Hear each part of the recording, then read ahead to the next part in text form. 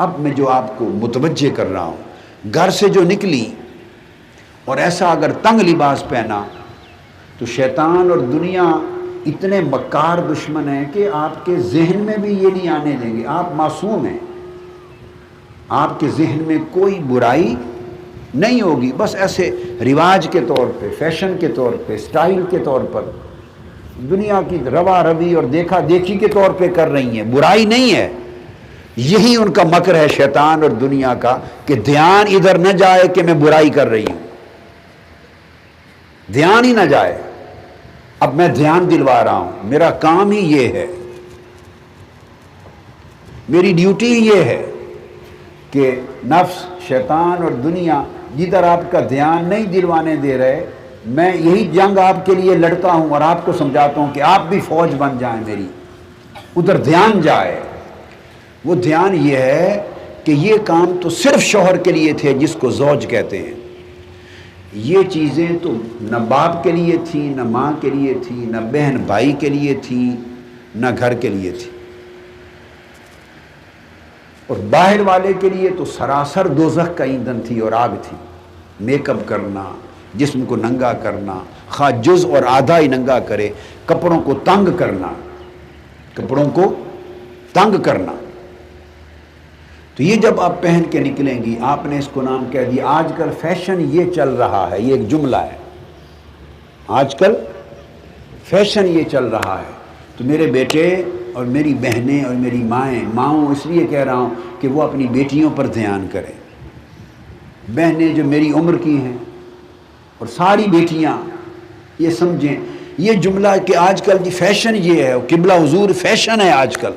یہ جو فیشن ہے یہ کیا ہے؟ یہ ایک بولی ہے جو نفس، شیطان اور دنیا نے سکھا دی ہے. یہ اس کی ٹیکنالوجی ہے، بولی بدلا دیتا ہے، دھیان ہی نہیں آنے دیتا. یہ فیشن کیا ہے؟ اس فیشن کا نام دوزخ ہے، دوزخ کی تیاری ہے، دوزخ کی تیاری ہے. چاہیے یہ کہ سمجھ آ جائے تو آپ جائیں جن کے، اور یہ قمیض کو چھوٹے لمبے قمیض پہنیں، کھلے لباس پہنیں. لوگ کیا کہیں گے؟ گولی ماریں، جائیں جہنم میں. لوگوں نے جب دوزخ گرفت کرے گی اور آخرت میں جب حساب و کتاب میں ناکام ہوں گے، اس وقت لوگ کہاں ہوں گے بچانے والے؟ قبر میں جب گرز لگیں گے، دوزخ آئے گی، آگ آئے گی، عذاب ہوگا. ان امور پر گرفت ہونی ہے. عورت کی تو ابتدا یہاں سے ہونی ہے، مرد کی ابتدا اس کے عمل ہیں، عورتوں کا عمل یہاں سے گرفت ہونا ہے. اور وہ بیچاری بیٹی جو تھی یا بہن جو تھی وہ تو فیشن کے نام پہ کرتی رہی، اس کے ذہن میں تو کوئی برا دھیان تھا نہیں. یہ مکر اور چال تھی نفس، شیطان اور دنیا کی کہ اس کو پتہ بھی نہ چلے اور برباد بھی ہو جائے. یہی اس نے قسم کھائی تھی. اس دن پتہ چلے گا جو میں نے کہا کہ پردہ اٹھے گا. یہ پردے پڑے ہوئے ہیں ہماری آنکھوں پر، ایسے سارے کپڑے.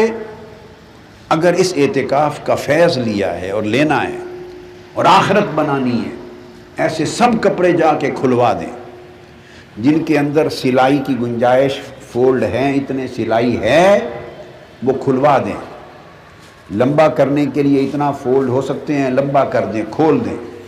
اور جن کے کھولنے چاک جو ہیں وہ نیچے کر دیں، بند کر دیں، نیچے کر دیں. اور جن کے کپڑوں میں ایسی گنجائش نہیں وہ جلا دیں، بے شک جلا دیں.